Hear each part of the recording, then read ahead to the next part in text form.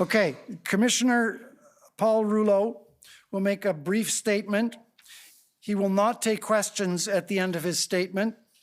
L'honorable Paul Rouleau, le commissaire de la Commission sur l'état The Honorable d'urgence, Paul Rouleau, prendra Commissioner parole dans une minute of ou the deux. Public Order Emergency Le Commission, commissaire will ne prendra pas de speak questions à in la 1 or fin de 2 sa minutes. The déclaration. Commissioner will not be answering questions at the end.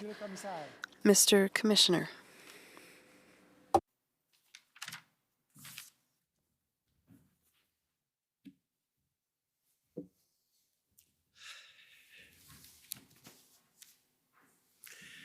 Bonjour, hello all, good afternoon.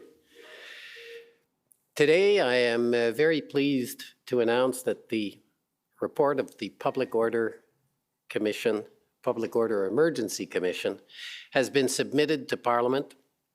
It will soon be available on the Commission's website.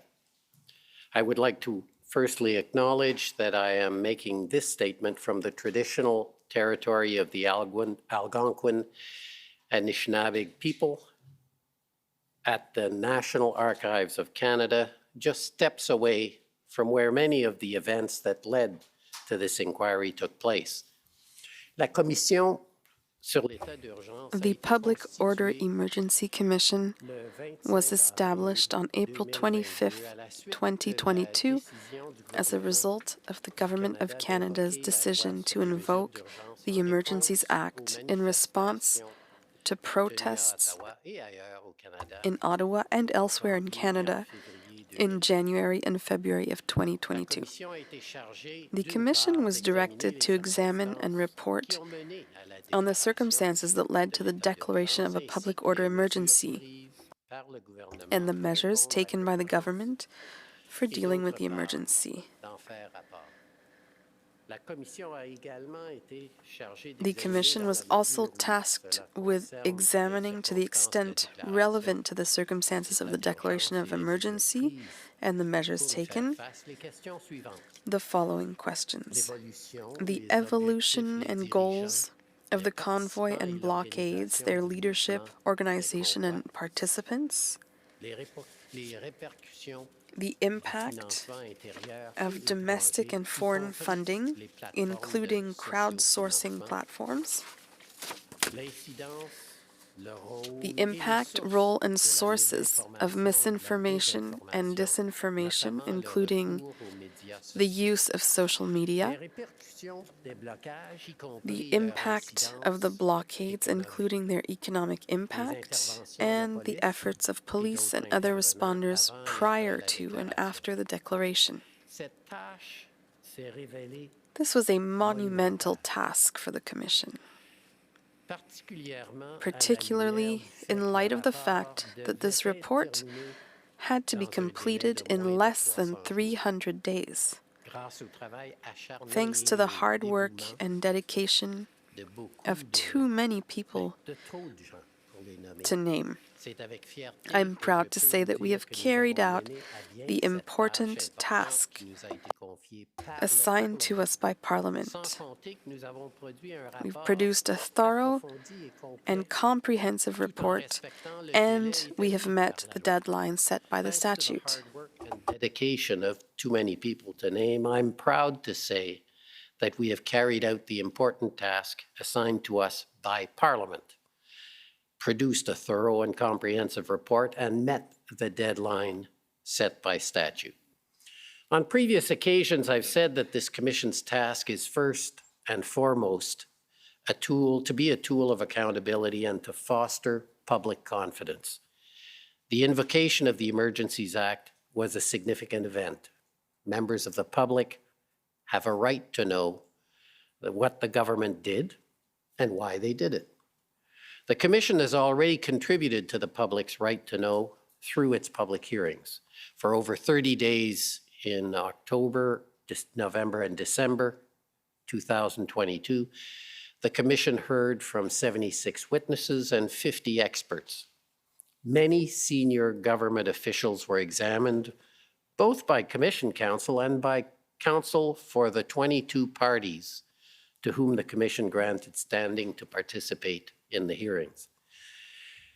The witnesses who testified included organizers of the convoy, citizens affected by the protests, police, public servants, and elected officials at the municipal and federal levels. Even the Prime Minister testified, providing his own account of the events in question. There was also unprecedented access to documents produced by dozens of different entities, including the federal government. Commission counsel were security cleared and able to review documents that were otherwise classified or protected by national security or other public interest privilege. For only the fourth time in Canadian history, cabinet confidence was waived over records containing the inputs that were before cabinet when it deliberated over the use of the Emergencies Act. Approximately 28,000 documents were disclosed to the parties who participated in the hearings, and approximately 9,000 of those were introduced into evidence. Les audiences ont permis un examen. The proceedings became a rare public examination of decision-making by the federal and other governments and government agencies. Thousands of people watched the proceedings, read the transcripts, and examined the exhibits. From these proceedings, the public has already been exposed to an immense amount of information. Individuals have been able to form their own views about the events of early 2022. Today, with the publication of my report, the Commission contributes to public accountability in a second way by setting out my findings, conclusions and recommendations following the events in question. My report contains over 2,000 pages spread across 5 volumes. It consists of an executive summary, 2 volumes of analysis, a detailed record of the Commission's activities, a report summarizing the over 8,800 submissions received in our public consultation process, and a collection of expert policy papers produced for the Commission. In the report, I chronicle the origins of the Freedom Convoy. I conclude that it was not an organization with clear leadership. Rather, it was a movement comprised of people who shared certain social, economic, and political grievances, but also had countless individual views. Many of the protesters' concerns long predated COVID-19 pandemic. They were rooted in feelings of loss of place within Canadian society, alienation, economic anxieties, and loss of faith in government. That said, the pandemic and responding public health measures were an important motivator that caused the Freedom Convoy to mobilize. Some will want my report to make findings or conclusions about COVID itself, or the correctness of how government responded to it. Those people may be disappointed. My mandate is not about the pandemic or public health policy. Those are important topics, but not ones with which I have been tasked. I do, however, make 2 observations. First, the COVID-19 pandemic was perhaps a once-in-a-generation crisis. Governments, federal, provincial, municipal, responded in good faith to circumstances as they understood them. Second, however one views those responses, they imposed real hardships on thousands of Canadians. Les gens ont non seulement perdu des membres de leur famille et des amis. People did not only lose family and friends to the disease. Some also lost jobs, businesses, homes, and savings. Many more, such as healthcare workers, labored under extremely difficult circumstances. Truckers were another group that felt a heavy weight from the pandemic, sometimes made more difficult by health measures put in place by governments. When new rules that limited the ability of unvaccinated truckers to cross the Canada-US border were announced, this served as a rallying point for those who disagreed with government policy. These individuals organized, mobilized, and became what would come to be known as the Freedom Convoy movement. One of the most cherished rights enjoyed by Canadians is the right to engage in political protest. The ability of individuals and groups to publicly voice their dissent enriches and empowers our democracy. It's hardly surprising that government health measures would cause some form of protest in response, given their impact on people's lives. What was surprising was the size and scale of these protests and the way in which they proliferated across the country. The majority of those who participated in the protests were animated by a genuine desire to engage in peaceful demonstrations so that their voices would be heard by leaders in government.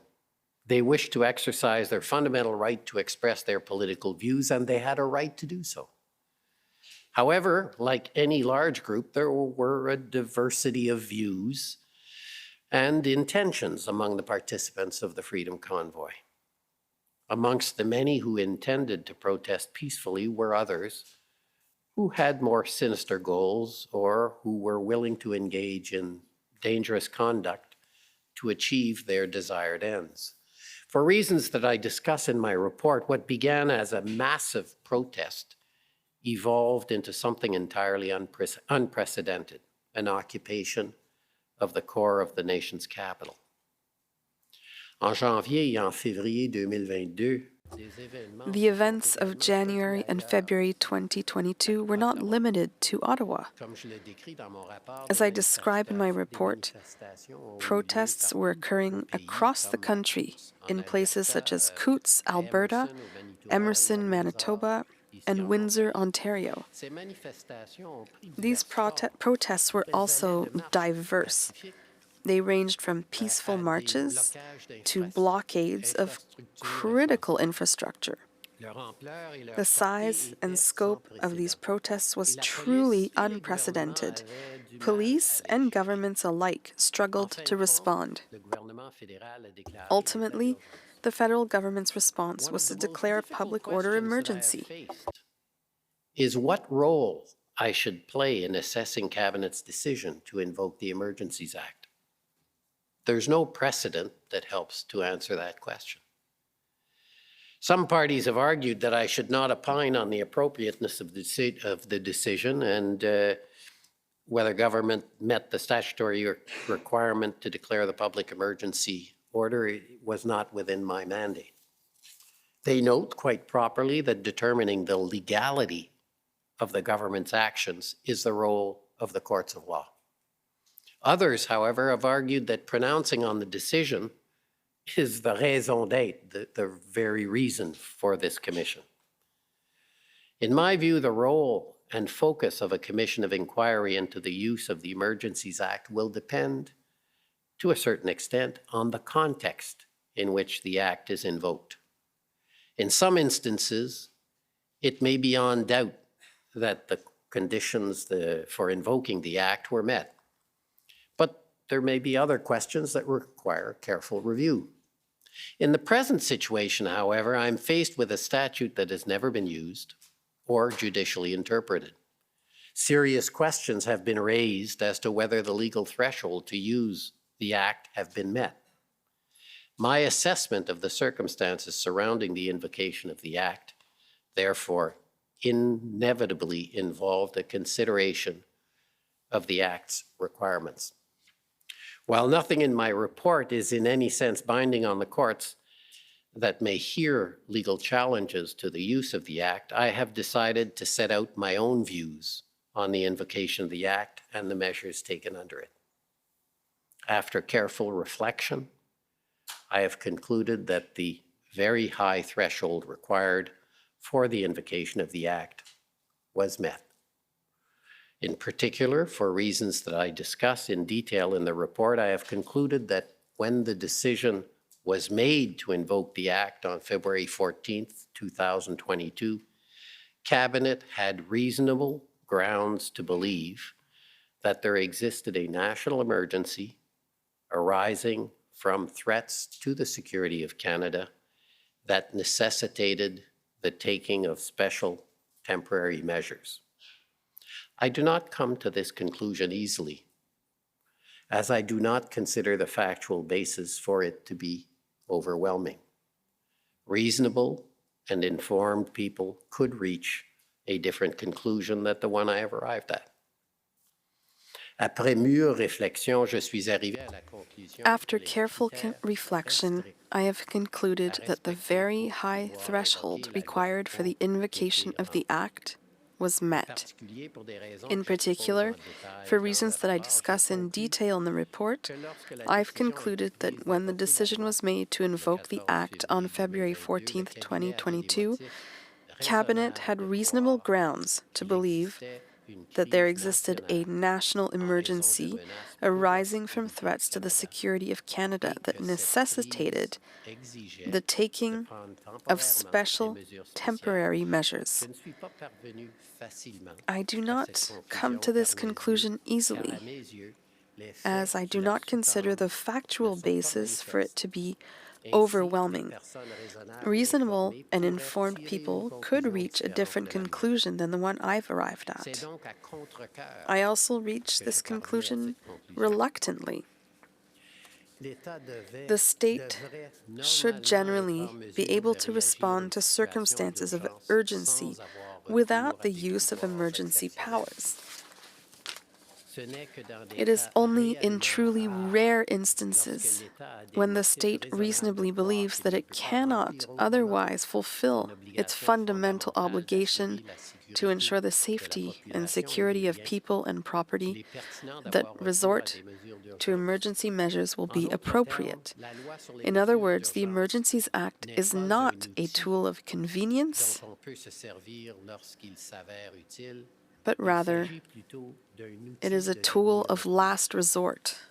The fact that circumstances evolved to the point where Cabinet reasonably considered it necessary to invoke the Act is regrettable, because in my view, the situation that led to its use could likely have been avoided.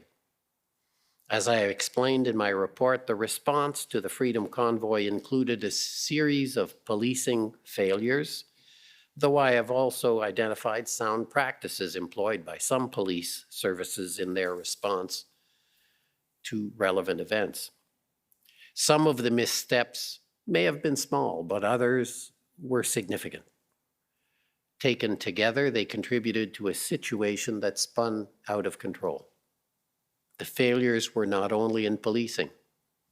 Preparing for and responding to situations of threat and urgency in a federal system requires governments at all levels and those who lead them to rise above politics and collaborate for the common good.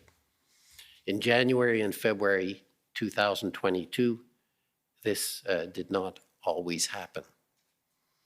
Had police forces and governments better anticipated and prepared for the extent of political and social discontent exacerbated by COVID-19 pandemic, particularly in the environment of misinformation and disinformation so prevalent today, and had they collaborated more effectively, there could have been a different response to this unprecedented situation. It's likely that such preparation could have avoided the necessity of invoking the Emergencies Act. In addition to making findings on the invocation of the Act itself, I've also reached conclusions on the appropriateness and effectiveness of the measures taken under it. While I have ultimately concluded that the federal government was justified in invoking the Act, I reach a more qualified conclusion with respect to the measures that the government adopted. I determined that the measures taken by the federal government were, for the most part, appropriate and effective, and contributed to bringing a return to order without loss of life or serious injury to people or property.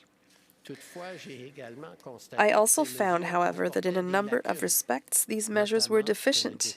These included important aspects of the Emergency Economic Measures Order, such as the absence of any discretion related to freezing assets, and the failure to provide a clear way for individuals to have their assets unfrozen when they were no longer engaged in illegal conduct.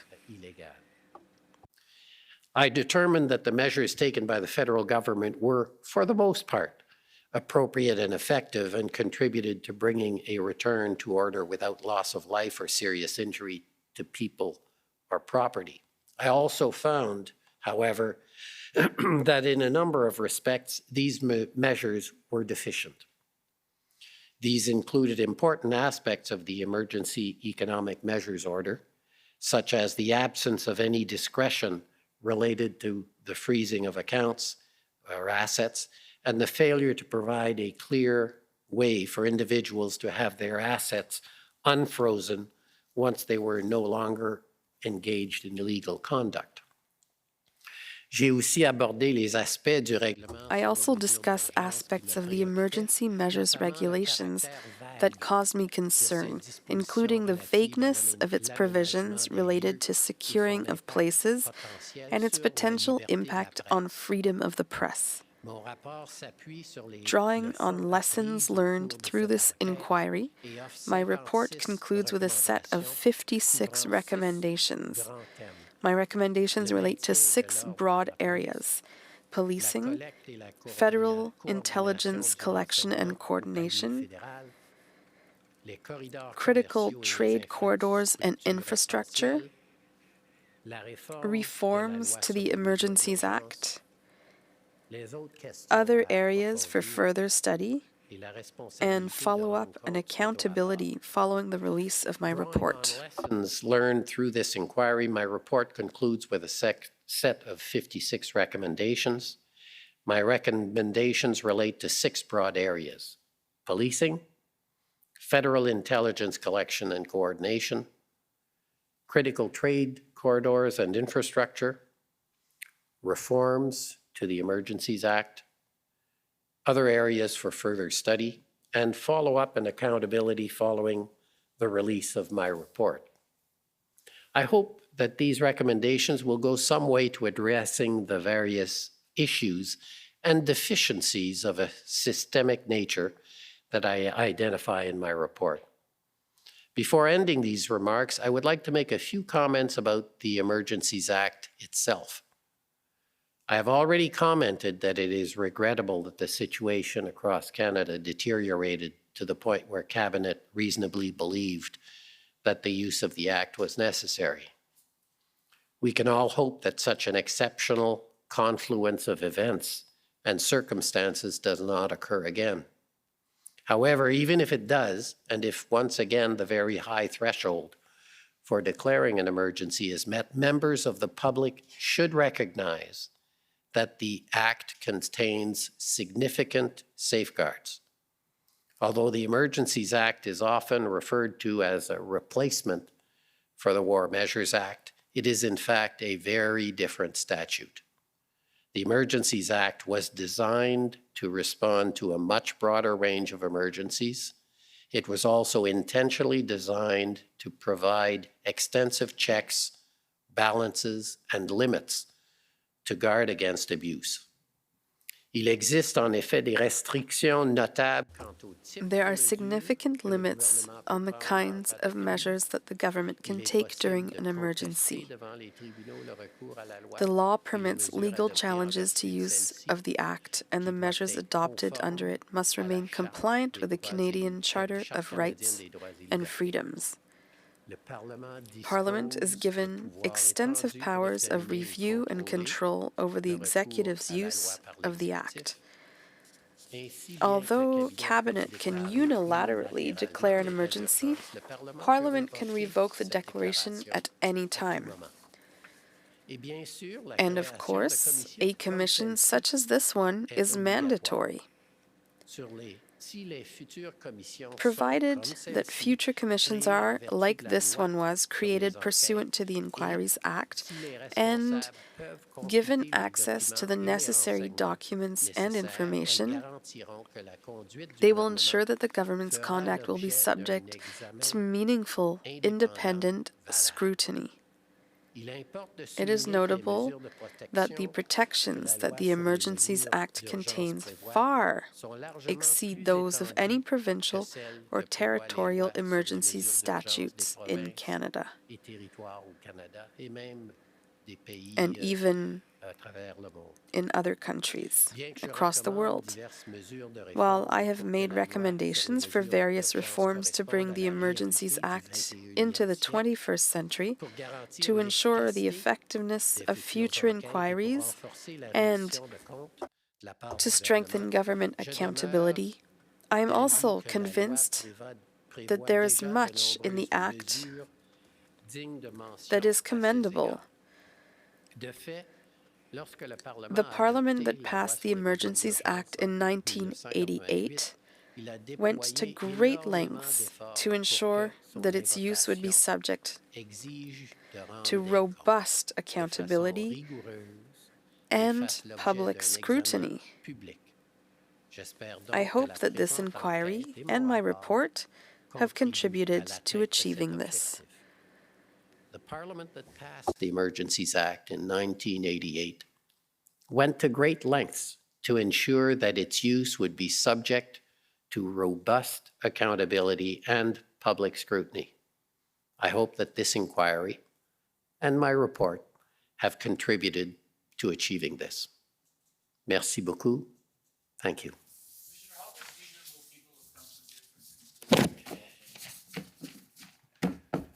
Enjoy the report.